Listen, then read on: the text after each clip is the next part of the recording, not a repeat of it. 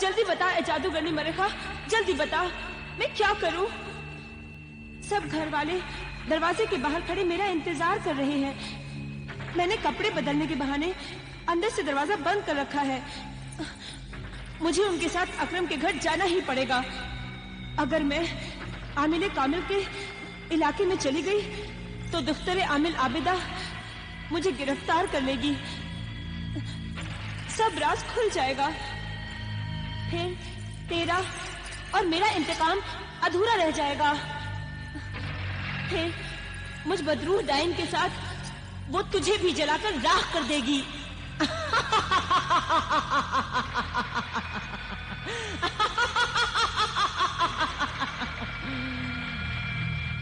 मुझे यहाँ फंसा हुआ देखकर तू हंस रही है। बेपरवाह, जलील, कमीनी, मतलबी जादूगरनी, याद रख ए जादूगरनी मरेखा, याद रख। मैं भी जादूगर शहजादी शरारा गुल के साथ साथ बदरूह डाइन भी हूँ। मैं तुझे भी खा जाऊंगी। अगर मेरा 21वां शौहर ज़ीशान शादी की रात ही मर चुका होता तो मुझ में 21 मरे हुए शौहरों के रूहों की जादुई ताकत आ जाती।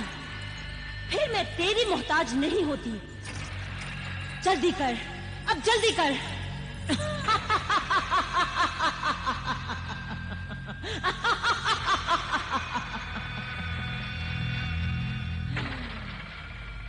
सब्र कर। ऐसी हालत में सब्र के बाद कब्र है। मेरा राज खुल जाएगा तो मैं मारी जाऊंगी। जल्दी से कोई रास्ता बता। देर न कर, बाहर वो लोग खड़े हुए मेरा इंतजार कर रहे हैं। जल्दी कर, अब जल्दी कर।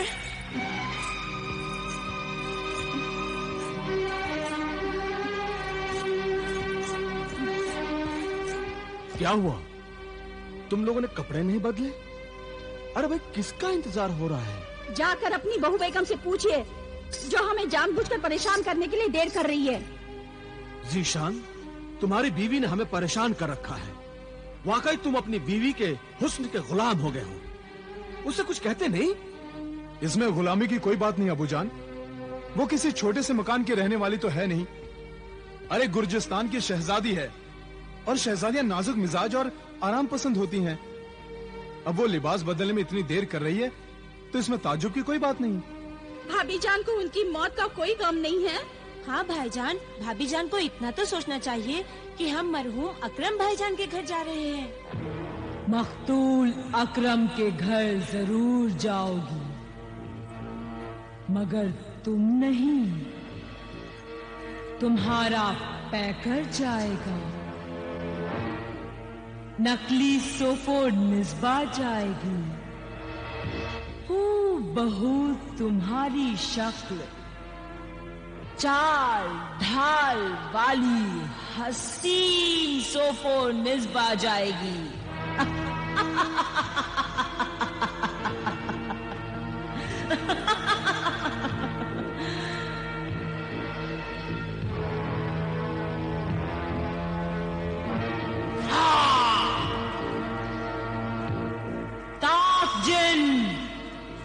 तबाक जिन हाजिर हो। ताक जिन, तबाक जिन। एक लड़की पाक जिस्म पाक रूह वाली दोशीजा के साथ हाजिर हो। ताक जिन, तबाक जिन हाजिर हो।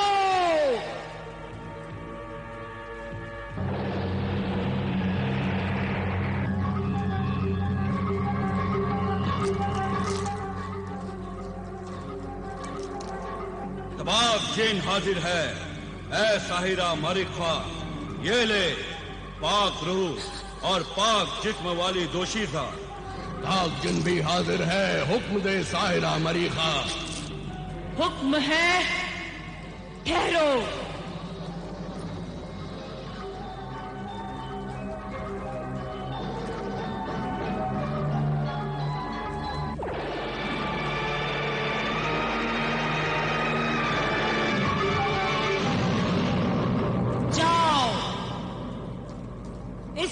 करे सोफो निस्बा को, इस नकली सोफो निस्बा को असली सोफो निस्बा की ख्वाबगाह में ले जाओ। जब ये नकली सोफो निस्बा चली जाए तो असली सोफो निस्बा को पुराने महल में ले जाकर छुपा दो और उसकी हिफाजत करो। जाओ, हुक्म की तामील करो। हुक्म की तामील होगी ऐ साहिरा मारिका।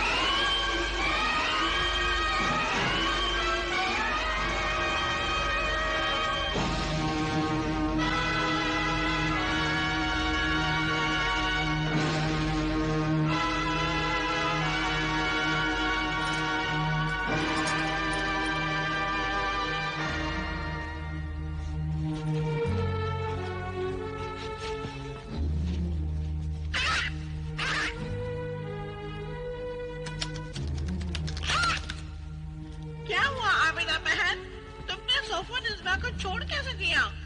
ऊपर आसमान में मुखबिर मददगार जिन तुम्हारे हुक्म का इंतजार कर रहा है और तुम यहाँ हैरान परेशान खड़ी हो। परेशान तो इस बात पर हूँ मैं भाईजान कि सोफो निस्बा तो निहायती पाक साफ है। उसके जिस्म में कोई बदरू नहीं है, उसका जिस्म भी पाक है। मैंने अपने इल्म की शुआओं से उसकी रूह को पहचान लिया है। इसका मतलब है जिशान सच कहते थे कि सोफो निस्बा तो जन्नत की हूर है, और मैं गलत कहती थी कि वो डायन है, बदरू है। या अल्लाह, ये कैसे गलतफहमी हो गई? जिशान मेरे बारे में क्या सोचते होंगे कि मैं सौतन बनकर पाक दामन सोफो निस्बा पर अपनी जलन हसद का कीचड़ उछाल रही हूँ। लेकिन बहन आबिदा, तुम्हारे इल्म की शुआओं ने देखा कि वो सही है और सोफो निस्बा का जिस्म शैतानी नहीं है, इंसानी है। तो फिर तुम्हारे मुखबिर ने ये कैसे इत्तला दी कि सोफो निस्बा बदरू डाइन है और उसे शरारा गुल का जिस्म मिल गया है?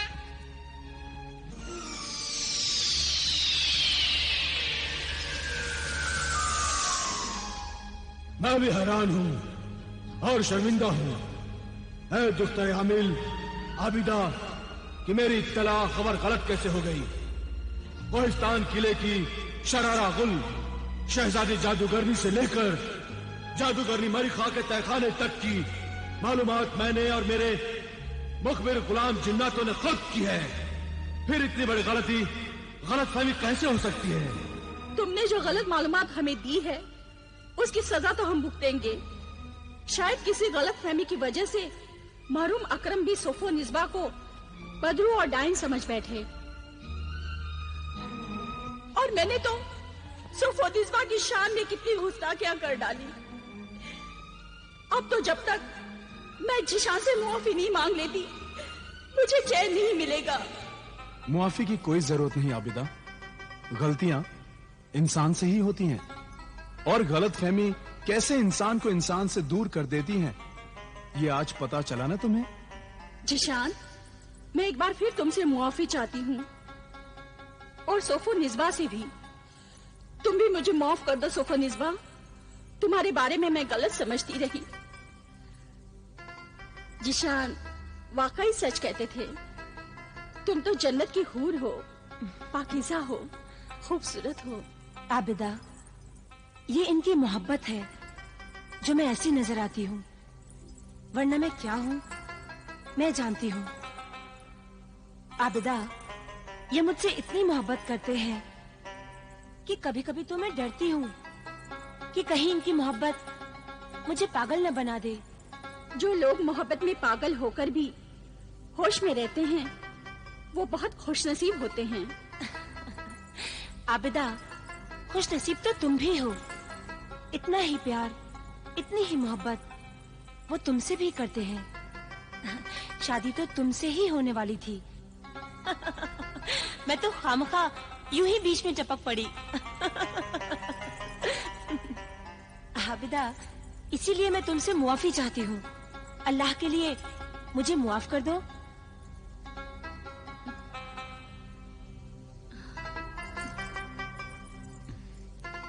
वाह, इतना प्यार, इतनी मोहब्बत, बस औरतों में यही एक खास बात होती है, बहुत जल्दी घुल मिल जाती हैं। ये तावीज कैसा है तुम्हारे हाथों में? ये तावीज आपके तकिए के नीचे रखा हुआ था। कैसा है ये तावीज? ओह, ये तावीज आबिदा के वालिदे बुजुर्गवार अमीन साहब का दिया हुआ रूहानी तोहफा है। इंसान को हर बला से महफूज रखता है। इसे मेरे तकिए के नीचे ही रख देना, सफर पर जाऊंगा तो पहन लूंगा। अफसोस, मैंने सोफो निस्बा को कितना गलत समझा। अगर ये नापाक रूह होती तो इस पाक तावीज को हाथ लगाते ही उसके हाथ जलने लगते। क्या सोच रही हो आबिदा? कुछ नहीं, बस घर जाने की सोच रही हूँ। अगर सोच लो तो ये घर भी तुम्हारा हो सकता है। एक दिन मेरे खत का जवाब बनकर दुल्हन की शक्ल में इस घर में आ जाओ। अच्छा, मैं चलती हूँ। एक शर्त पर, फिर जल्दी आना मिलने के लिए। अगर मैं ना आई तो फिर तुम मेरे घर आ जाना। मैं अपने अब्बा जान, अम्मी जान और भाईजान से मिलाऊंगी। सोफो, इनके भाईजान तोता है। अच्छा सोफोनिस्बा, मैं चलती हूँ। जो कुछ तुमने सोफोनिस्बा के बारे में सुनाया, सुनकर बहुत दुख और अफसोस हुआ। और ताज्जुब की बात तो यह है कि आज तक हमने सोफोनिस्बा को देखा ही नहीं था। और मुझे तो इस बात पर ताज्जुब है अब्बा जान कि इंसान तो इंसान, क्या जिन्नात भी इंसानों की तरह गलतियां कर सकते हैं? हाँ हाँ, क्यों नहीं कर सकते। बेऐब तो बेटी सिर्फ खुदा की जात है। इंसान, हैवान और जिन्नात ये सब गलतियों के पुतले होते हैं। मैं अपने मुखबिर जिन से इस कदर नाराज हूं कि मैं अब उसे कभी नहीं बुलाऊंगा। याद है तुम्हें उसने क्या क्या कहा था? हमें और तुम्हें कोहिस्तान की जादूगर शरारा गुल, बदरू डायन और जादूगरनी मरीखा का अजीबो गरीब जादू क्या क्या कहा था? देखा मेरे अजीबो गरीब जादू का कमाल। इतना बड़ा आमिले कामिल मेरे धोखे के जाल में फंस गया। इतनी बड़ी आमिला आबिदा मेरे जादू की साजिश का शिकार होकर ज़िशान से माफी मांगने चली गई। सोफोनिस्बा जिससे नफरत करती थी, उस सौतन को उसने गले लगा लिया और असली सोफोनिस्बा बदरूह डायन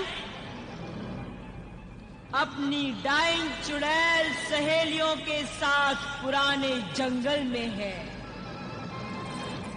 और नकली सोफोनिस्बा ज़िशान के घर में अपनी शराफत और खिदमत से सबका दिल जीत रही है। और जब वो नकली सोफोनिस्बा चली जाएगी और तू उसकी जगह वहां आ जाएगी, आहिस्ता आहिस्ता सबको मार डालेगी, सबको मार डालेगी। किसी को कोई शको शुबहा नहीं होगा और इस तरह हम कामयाब होंगे। यही हमारी कामयाबी होगी। मौका मिलते ही आमिल और उसकी बेटी को खत्म कर डालेंगे और इस तरह पूरा होगा हमारा इंतकाम। इस तरह हम कामयाब होंगे। इस तरह जादूगरनी मरीखा, आज तक मैं तेरी वजह से ही कामयाब रही हूँ।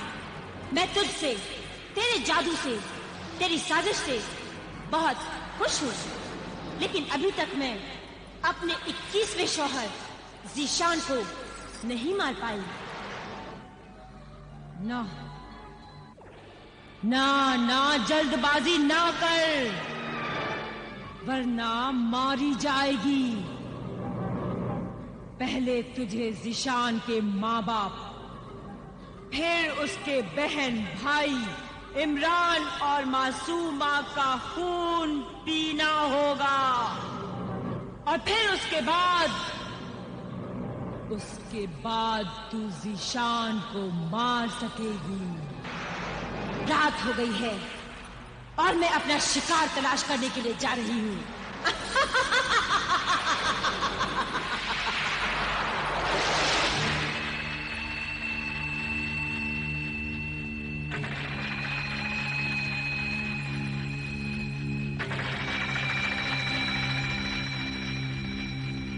रुक जाओ ए मुसाफिर, रुक जाओ। क्या बात है? कौन है आप? ज़िशान? सोफोनिस्बा, तुम यहाँ?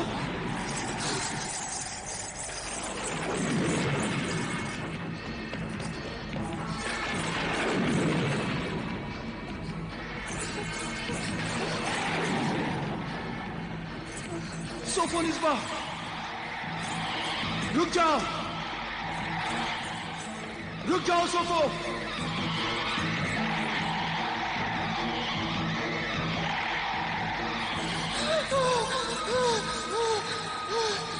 क्या शिकार मिल गया? खाने पीने का इंतजाम हो गया? नहीं, आज जो शिकार मुझे मिला वो मेरा शौहर जीशान था, जिसे मैं शादी की रात नहीं मार सकी। तो अब मार दो। नहीं मार सकती।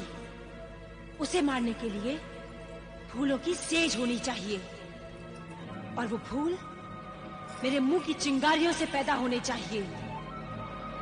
फिर मैं उसके सीने पर अपना सर रखूं और नागिन बन जाऊं, तो उसे अपने जहर से मार सकती हूँ। और उसके पास उसके बिस्तर पर तकिए के नीचे अल्लाह के पाक कलाम का तावीज भी है। जब वो सफर पर होता है तो वो तावीज उसके पास होता है। तो क्या आज भी वो तावीज तेरे शौहर के पास होगा?